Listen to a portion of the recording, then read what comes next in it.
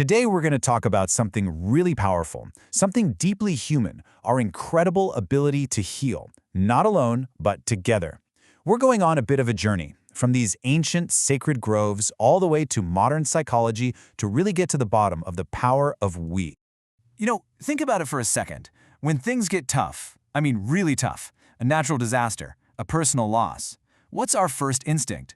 It's to come together, right? We look for each other. So, why? Why do we do that? Well, today we're going to piece together an answer, and we'll do it by connecting some ancient wisdom with some cutting-edge science. So let's start with a tradition that goes back thousands of years. All right, our first stop is in India. We're going to be looking at a tradition that's, well, thousands of years old, the reverence for sacred trees. So our first source here is a really fascinating paper from the International Journal of Botany Studies. And what it does is explore the deep cultural and, ecological roles of these incredible natural monuments.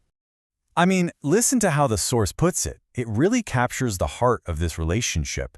We're not just talking about trees here.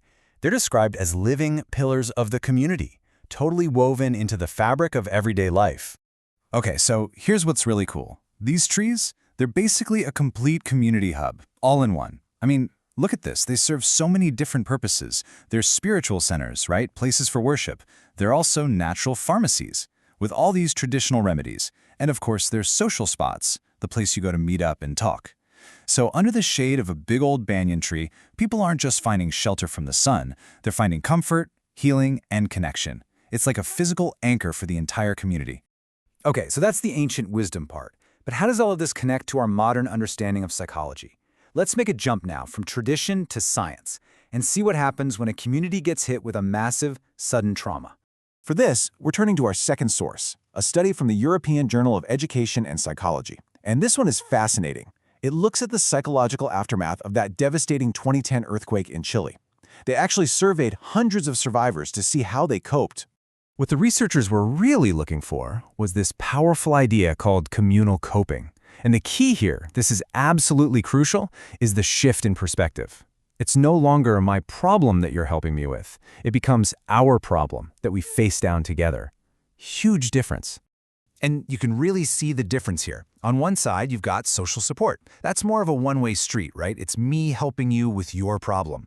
But on the other side, you have communal coping. And that's totally different. It's collaborative. It's a shared mindset, a shared responsibility. And believe me, that completely changes the game when it comes to overcoming trauma. And the results? Honestly, they were just astounding. Get this. The study found that a staggering 92.5% of the people affected by the earthquake used something called communal positive reappraisal. What does that mean? It means they actively work together to find the good, to find a way to grow as a group through the hardship. The vast majority just instinctively switched to that our problem mindset. So how does that even happen? What's this secret sauce that turns a crowd of strangers into a resilient community? Well, the answer, it turns out, is pretty simple: ritual. And this is where it all connects back. Just like the ceremonies under those sacred trees in India, the survivors in Chile came together. They organized vigils, they held services, they had community meetings. They created spaces where they could share what they were going through, but do it collectively.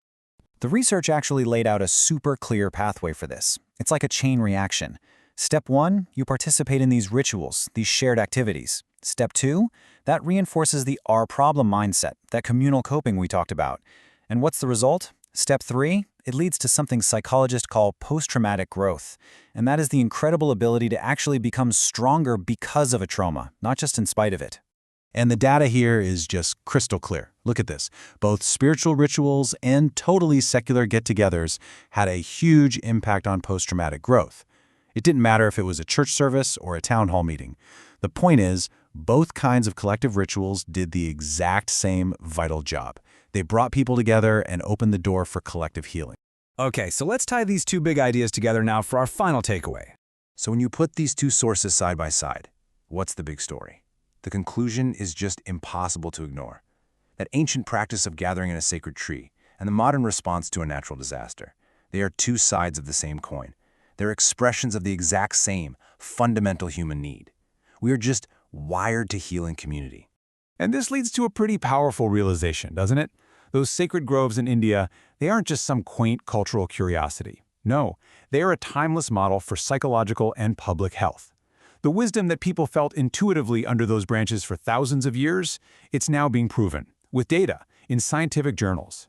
It all comes down to this: shared space and shared ritual. Those are the essential ingredients for resilience. Which, leaves us with a really big question for our own lives today.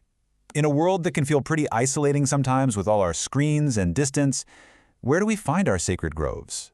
Where are the places we come together to turn my problem into our problem? That's definitely something we're thinking about.